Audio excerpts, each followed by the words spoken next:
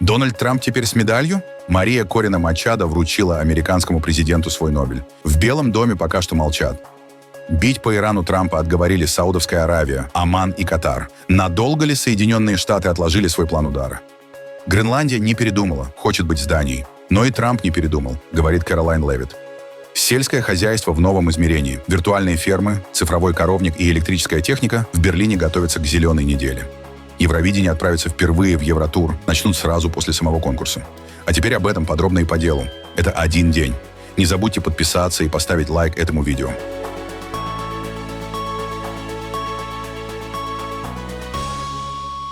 Мария Корина Мачадо передала Дональду Трампу свою медаль Нобелевской премии мира. Венесуэльский оппозиционный лидер заявила, что сделала это в знак признания его поддержки свободы венесуэльского народа. Пока неизвестно, принял ли Трамп награду официально.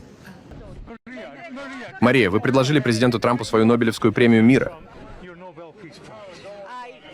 Я передала президенту Соединенных Штатов медаль Нобелевской премии мира и сказала ему вот что, послушайте. 200 лет назад генерал Лафайет подарил Симону Боливару медаль с изображением Джорджа Вашингтона. С тех пор Боливар хранил эту медаль всю свою жизнь. Более того, если посмотреть на его портреты, можно увидеть эту медаль. Ее вручил генерал Лафайет как знак братства между Соединенными Штатами, народом США и народом Венесуэлы в их борьбе за свободу против тирании. И спустя 200 лет история народ Боливара возвращает наследнику Вашингтона медаль, в данном случае медаль Нобелевской премии мира, в знак признания его исключительной приверженности нашей свободе. Встреча прошла в Белом доме и стала первой личной встречей Мачадо и Трампа. Политик назвала разговор «отличным» и подчеркнула символическое значение поддержки США в борьбе за демократию в Венесуэле. После обеда в Белом доме Мачадо также встретилась с группой американских сенаторов в Капитолии.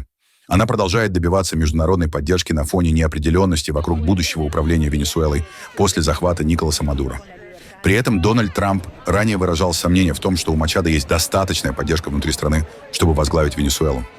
Президент США Дональд Трамп отложил возможный авиаудар по Ирану после срочных дипломатических усилий со стороны Саудовской Аравии, Катара и Омана, сообщает Financial Times. По словам источников в Белом доме, Вашингтон получил заверение, что массовые казни в Иране приостановлены, что позволило избежать немедленных военных действий. Министр иностранных дел Ирана подтвердил, что смертный приговор Эрфану Салтани, задержанному во время протестов в городе Карадж, отменен. Ранее Трамп предупреждал, что продолжение насилия против протестующих может привести к авиаударам. Однако сейчас Белый дом призывает к сдержанности и готов применить все возможные меры в случае возобновления репрессий. Дипломаты Турции, Египта и Израиля также обращались к Трампу с просьбой отложить удар, предупреждая о возможных последствиях для соседних стран и мировых цен на нефть, отмечают источники Financial Times. Премьер-министр Израиля Биньямин Нетаньяху, по данным The New York Times, также выразил опасения, что атака может спровоцировать ответные удары по Израилю. Между тем, Министерство финансов Соединенных Штатов ввело новые санкции против 5 иранских чиновников и тюрьмы Фордис, где, по информации Госдепартамента, женщины подвергались жестокому обращению. Также под санкции попали 18 лиц, обвиняемых в отмывании доходов от продажи нефти за рубежом. Вместо того, чтобы строить процветающий Иран, режим выбрал расточительство оставшихся доходов от нефти на разработку ядерного оружия, ракет и террористических прокси по всему миру. Граждане справедливо протестуют против экономического хаоса и неумелого управления. Президент Трамп стоит на стороне народа Ирана и поручил Министерству финансов США ввести санкции против членов режима. Лидеры Ирана жестоко реагируют на мирные демонстрации насилием, от массовых расстрелов на улицах до нападений на раненых в больницах. Сегодняшние санкции нацелены на 18 физических и юридических лиц, через которых режим пытается обойти санкции на иранскую нефть и направлять доходы от ее продаж не в пользу народа, а для личного обогащения. Природные ресурсы Тегерана принадлежат его народу, а не жестоким диктаторам. Министерство финансов США продолжит преследовать иранские сети и коррумпированных элит, которые обогащаются за счет обычных иранцев. Это включает в себя попытки режима использовать цифровые активы для обхода санкций и финансирования киберпреступной деятельности. Кроме того, президент Трамп объявил о 25% пошлине для стран, которые продолжают вести бизнес с Ираном. Наше послание иранскому народу ясно. Ваши требования справедливы. Вы протестуете ради благородной цели, и Соединенные Штаты поддерживают вас и ваши усилия по мирному противостоянию неправомерным действиям и жестокости режима. Наше послание иранскому руководству также ясно. Министерство финансов США знает, что вы, как крысы на тонущем корабле, лихорадочно переводите украденные у иранских семей средства в банки и финансовые учреждения по всему миру. Будьте уверены, мы проследим за ними и за вами. Но еще есть время, если вы решите присоединиться к нам. Как сказал президент Трамп, прекратите насилие и станьте на сторону народа Ирана. Протесты в Иране постепенно снижаются. Власти проводят провластные митинги в поддержку сотрудников сил безопасности и ускоряют рассмотрение дел более 10 тысяч задержанных, сообщает Human Rights Activists News Agency. Власти при этом намерены сосредоточиться на тех, кого считают связанными с иностранными государствами. В то же время в Белом доме уверяют, Трамп рассматривает все возможные варианты действий в Иране. Что я могу сказать по поводу Ирана? Так это то, что президент и его команда сообщили иранскому режиму, что если убийства будут продолжаться, последуют серьезные последствия. И президент получил сообщение, как он сообщил вам и всему миру вчера, о том, что убийства и казни должны прекратиться. И сегодня президент понимает, что 800 казней, которые были запланированы и должны были состояться вчера, были остановлены. Таким образом, президент и его команда внимательно следят за этой ситуацией. И все варианты остаются на столе для президента. Правда в том, что только президент Трамп знает, что он собирается делать, и очень-очень маленькая группа советников посвящена в его мысли по этому вопросу. И, как я только что сказала, он продолжает внимательно следить за ситуацией на местах в Иране. И, как мы увидели вчера, он узнал, что убийства и казни будут остановлены. И мы видим, что жизни 800 человек были спасены благодаря этому. Президент продолжает внимательно следить, но также держит все варианты на столе. Арктика становится общей зоной ответственности НАТО. В Копенгагене власти Дании заявили о планах расширить и сделать более постоянным присутствие Альянса в Гренландии уже в 2026 году.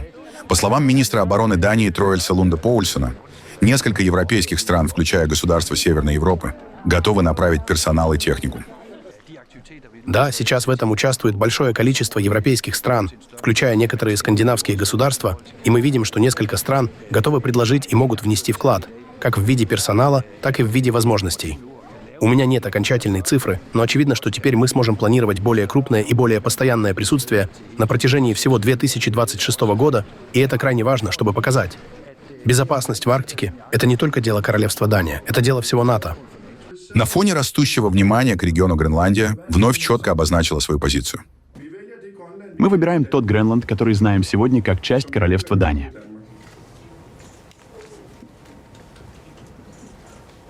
Существуют заявления, которые нельзя неверно понять. Гренландия хочет сотрудничества, но на основе фундаментальных ценностей, таких как демократия и уважение. Это одни из основ того Гренланда, который мы знаем сегодня. Мы едины. Поддержку Дании выразили и ведущие страны ЕС. Министр иностранных дел Франции Жан-Ноэль Барро заявил, что НАТО и европейские союзники полностью способны защитить свою территорию от любых угроз. НАТО, союзники по НАТО, европейские страны полностью способны защитить свою территорию от любой угрозы, откуда бы она ни исходила. Именно в этом духе, как я полагаю, вчера в Вашингтоне высказались наш датский коллега и наш коллега из Гренландии. И важно, чтобы между союзниками мог состояться диалог. Думаю, именно об этом было решено по итогам вчерашней встречи, относительно точной природы этих угроз, которые еще предстоит определить. Что касается способности союзников в центре Альянса и европейцев на них ответить, в этом нет абсолютно никаких сомнений. Первые военные подразделения были направлены и уже прибыли в Гренландию, и в ближайшие дни последуют другие, по различным направлениям. На суше, в воздухе и на море, как несколько часов назад вновь подчеркнул президент республики. Планы Европы по отправке войск в Гренландию не повлияют на намерение Трампа завладеть островом, заявила пресс-секретарь Белого дома Кэролайн Левитт, комментируя встречу министров иностранных дел Дании и Гренландии с Джей Ди Венсом и Марко Рубио. Это была продуктивная встреча, хорошая встреча. На этой встрече обе стороны договорились создать рабочую группу специалистов, которые будут продолжать технические переговоры по приобретению Гренландии. Эти переговоры, как мне сообщили, будут проходить каждые от 2 до 3 недель. Это разговор, который администратор намерен продолжать с датчанами и с уважаемой делегацией из Гренландии. Но президент ясно обозначил свой приоритет. Он хочет, чтобы Соединенные Штаты приобрели Гренландию. Он считает, что это в наших национальных интересах и вопросах безопасности. Что касается вашего первого вопроса о Гренландии, я не думаю, что войска в Европе влияют на процесс принятия решений президентом. И также это никак не сказывается на его цели по приобретению Гренландии. Не претендуют на Гренландию, это миф, но и не позволят игнорировать интересы России в Арктике, заявили в Министерстве иностранных дел Российской Федерации. И назвали это самопровозглашенной зоной интересов США. Ни Россия, ни Китай не заявляли ни о каких подобных планах. Нет никакой фактологической информации, которая могла бы хоть в чем-то подтвердить подобное обвинение. Это раз. Нельзя не отметить, что нынешняя напряженность вокруг северной датской автономии с особой остротой демонстрирует несостоятельность выстраиваемого Западом так называемого миропорядка, основанного на правилах. Ведь невооруженным глазом видно и очевидно вот эта самая ущербность многолетней линии Копенгагена на безоговорочное подчинение своему старшему союзнику США. Ведь теперь после недавней публикации стратегии национальной безопасности США выяснилось, что часть территории королевства, которая расположена в западном полушарии, зачислена в самовольно определенную Вашингтоном сферу интересов США. И, конечно, особенно двусмысленно на этом фоне усердно продвигаемый Данией и другими членами Евросоюза и НАТО в течение долгих лет миф о некой российской угрозе. Ведь именно под этим надуманным предлогом в Вашингтоне озаботились будущим Гренландии. Вот и все. А теперь, оказывается, это просто сфера естественных интересов Соединенных Штатов Америки, как следует из их недавно опубликованной национальной стратегии. Мы солидаризируемся с позицией КНР о неприемлемости ссылок на некую активность России и Китая вокруг Гренландии в качестве повода для нынешнего обострения.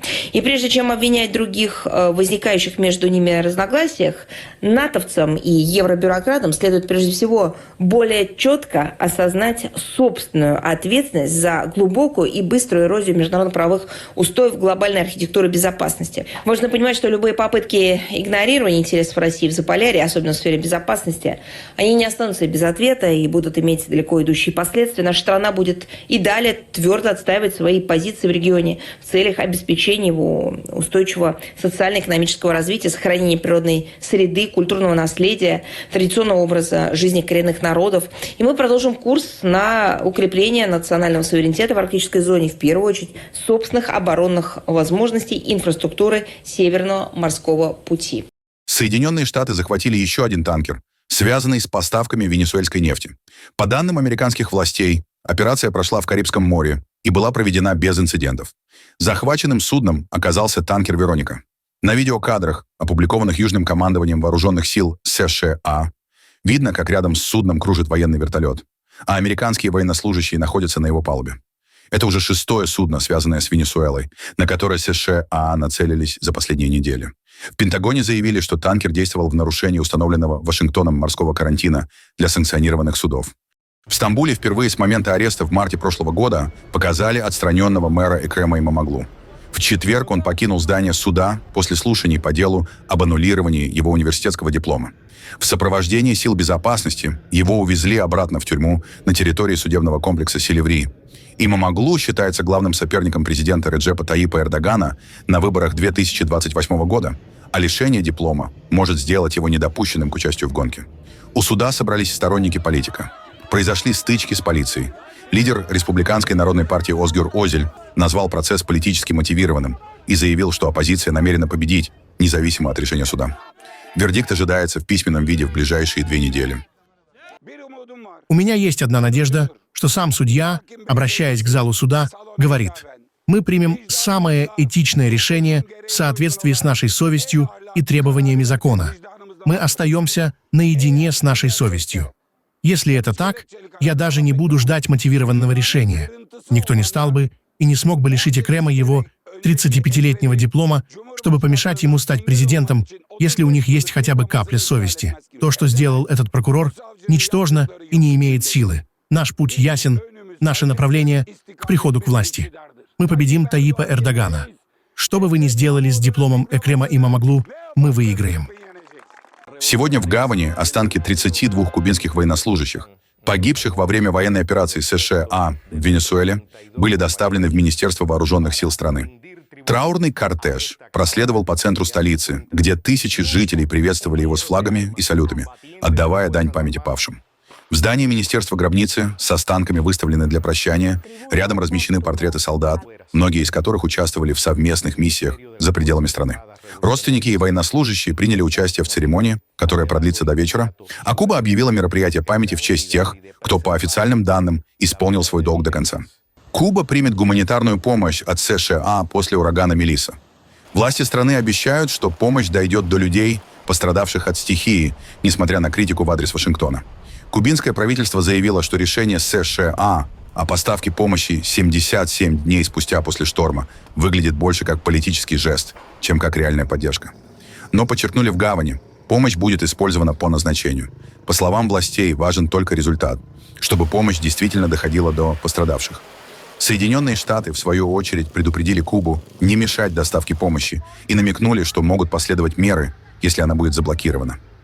Тем временем на востоке острова продолжается восстановление. Люди убирают поваленные деревья, чинят крыши, а солдаты помогают жителям выбраться из затопленных домов. Практически спустя год полиция Хаммерсайда опубликовала кадры момента 10 марта 2025 года в Северном море, когда контейнеровоз «Солонг» столкнулся с нефтяным танкером «Стена и Маклейд», перевозившим авиационное топливо для США. На видео видно момент удара и вспышку огня. Капитан «Солонг» пытался отключить автопилот, но не успел. При столкновении один из моряков пропал без вести. Его тело так и не нашли. Сейчас капитан находится на суде в Лондоне, обвиняемый в грубой неосторожности. Российский археолог Александр Бутягин, сотрудник Государственного Эрмитажа в Санкт-Петербурге, пока не будет экстрадирован в Украину. Суд в Варшаве отложил решение по его делу. Бутягина задержали в Польше в декабре после обвинений со стороны Киева в несанкционированных раскопках и присвоении исторических артефактов из Крыма. Украина утверждает, что Россия незаконно вывозила ценности с полуострова после аннексии в 2014 году и после вторжения в 2022. Адвокат Бутягина сообщил, что защита подала ходатайство о замене судьи, а сам археолог отказался от экстрадиции. Российская сторона называет обвинения абсурдными, утверждая, что Бутягин работал в Крыму десятки лет по официальным разрешениям, а все находки передавались в музейные коллекции.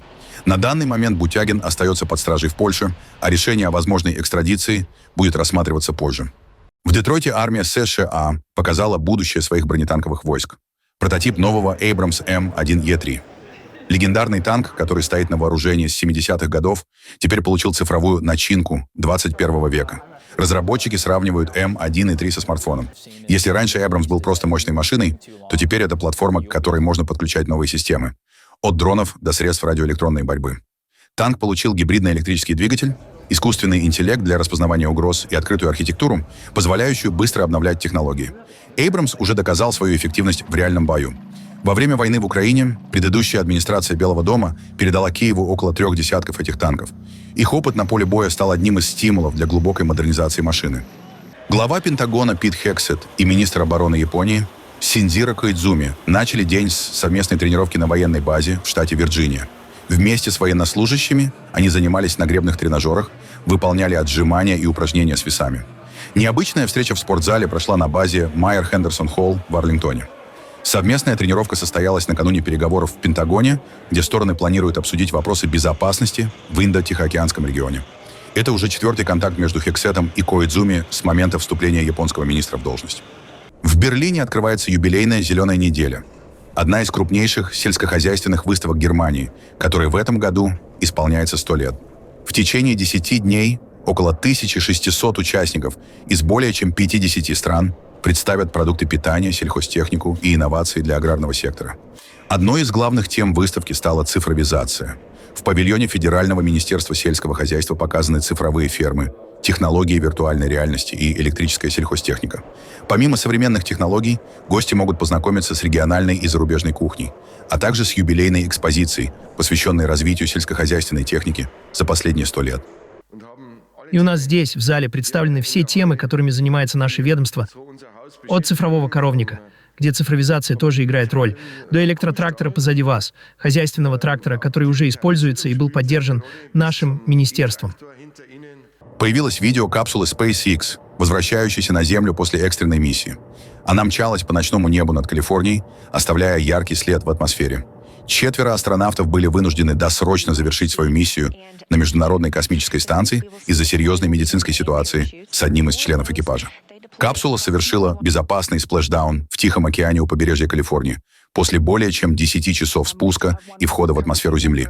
Все астронавты вернулись на Землю в безопасности и сейчас проходят медицинское обследование.